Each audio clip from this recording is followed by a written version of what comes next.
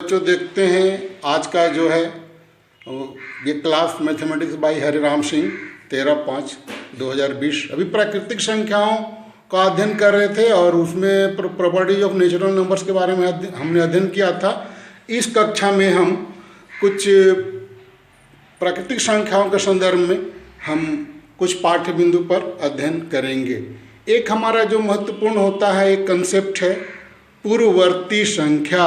पूर्ववर्ती, जैसा कि नाम से आपको पता है, पूर्ववर्ती माने ठीक पहले की संख्या।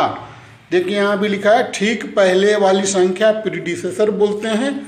और इस ठीक पहले वाली संख्या को ज्ञात करने के लिए हम दी गई संख्या में से एक घटाते हैं। जैसे हमसे पूछे कोई कि 10 की पूर्ववर्ती संख्या कौन सी है, 10 की पूर्ववर्ती संख्या, तो 10 की पूर्ववर्ती संख्या मतलब 10 घटाओ 1, और ये आपको कितना मिल जाएगा बच्चों, 9। तो ऐसा और संख्याओं के संदर्भ में कह सकते हैं कि जब हमें पूर्ववर्ती संख्या ज्ञात करनी हो तो 1 घटाएंगे।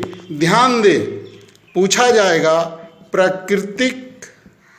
प्राकृतिक संख्या 1 की पूर्ववर्ती संख्या कौन सी है। यहाँ ध्यान देना है कि प्राकृतिक संख्याओं के समूह में 1 सबसे छोटी संख्या है और 1 में से जब हम 1 घटाएंगे तो वो 0 मिलता है, जो कि प्राकृतिक संख्या नहीं है।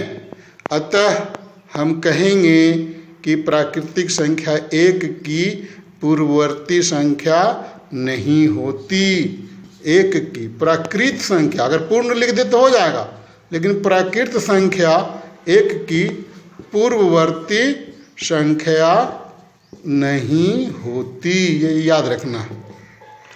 ठीक है। इसी तरह से परवर्ती संख्या, परवर्ती या अनुवर्ती, ठीक बाद की संख्या, ठीक बाद की संख्या सक्सेसर। तो अगर हम पूछें कि 9 की परवर्ती संख्या, तो 9 की परवर्ती संख्या कितनी हो जाएगी आप बताइए। तो क्या करेंगे हम, 9 में 1 जोड़ देंगे और इस प्रकार मिल जाएगा 1। तो 9 की परवर्ती या अनुवर्ती संख्या या उत्तरवर्ती संख्या सक्सेसर 10 है, जबकि 9 जो है सो 10 की पूर्ववर्ती संख्या है। इसी प्रकार 99 की परवर्ती संख्या 100 है और 99 100 की पूर्ववर्ती संख्या है। तो ये प्रश्न संदर्भ को ध्यान में रख के किया जाता है। और एक महत्वपूर्ण चीज़ यहाँ यही है कि प्राकृतिक संख्या 1 की पूर्ववर्ती संख्या नहीं होती। फिर नेक्स्ट कंसेप्ट है, नेक्स्ट पाठ बिंदु है क्रमागत संख्याएं। लगातार संख्याओं को हम क्रमागत संख्याएं बोलते हैं। 3, 4, 5 ये 3 क्रमागत संख्याएं हैं। 1, 2, 3, 4, 5 ये 5 क्रमागत संख्याएं हैं। इसी प्रकार अगर कहा जाए कि 10 के ठीक बाद 3 क्रमागत संख्याएं कौन कौन सी हैं, 3 क्रमागत संख्या कौन कौन सी हैं, तो इसका उत्तर क्या हो जाएगा, 10 के ठीक बाद तो 11, 12, 13 ये 3 क्रमागत, जितना पूछे उतना बता देना है। तो क्रमागत माने क्रम से, सक्सेसिव नंबर, रेगुलर नंबर, ठीक है, लगातार संख्याएं। तो 3 पूछे 5 पूछे तो आपको उतनी संख्याएं बता देनी, एक एक जोड़ते जाना और बताते जाना है। जैसे 10 के ठीक बाद तो 10 के बाद 10 + 1 11, 11 + 1 12, 12 + 1। अच्छा, अब एक बात आती है 2 संख्याओं की तुलना करना। तो जब 2 संख्याओं की जब हम तुलना करेंगे तो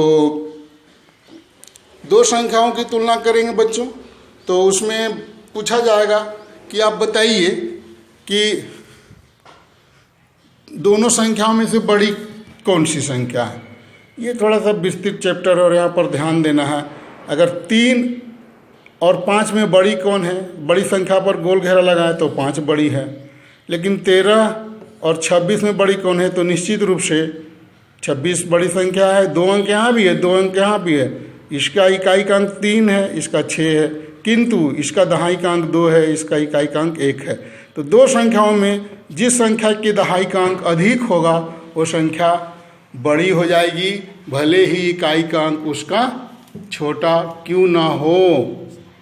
17 और 21 में बड़ी संख्या 21 है, यहाँ इकाई का अंक 7, इसमें इकाई का 1, भले 7 बड़ी है लेकिन दहाई का अंक जिसका बड़ा होगा वो संख्या बड़ी हो जाएगी। इसी तरह से 3 अंकों वाली संख्या में जिस संख्या के सैकड़ा के स्थान पर का अंक बड़ा होगा वो संख्या बड़ी हो जाएगी। अगर दो संख्याएं हैं और दोनों के इकाई का अंक समान है, इकाई का अंक समान है, दहाई का अंक जिसका बड़ा होगा वो संख्या बड़ी हो जाएगी। तो यहाँ पर ध्यान देना है, अंकों की संख्या जिस संख्या में अधिक होगी वो संख्या बड़ी हो जाएगी। 345 और 3457 में निश्चित रूप से ये 4 अंकों की बड़ी संख्या है, ये बड़ी हो जाएगी। तो 2 अंकों की दो संख्याओं में तुलना करना और उसमें से जो बड़ी संख्या है, छोटी संख्या है, उस पर घेरा लगाना। हम देखते हैं कि ये आता है कि समूह में देखना कि समूह में कौन सी संख्या बड़ी है, छोटी है। जैसे 3 समूह दे दें और इसमें कहें कि घेरा लगाइए कि संख्या कौन सी बड़ी है, तो हम देखेंगे कि इसमें से इकाई के स्थान पर जो भी अंक हो लेकिन दहाई के स्थान पर जिसकी जो अंक बड़ा है वो संख्या बड़ी हो जाएगी और इस तरह से 96 बड़ी। तो हम समूह में भी पता कर सकते हैं कि संख्या कौन सी बड़ी संख्या है और कौन सी छोटी संख्या है। उसके बाद एक और कंसेप्ट है यहाँ पर, ठीक बीच की संख्या। पूछे कि 75 और 77 के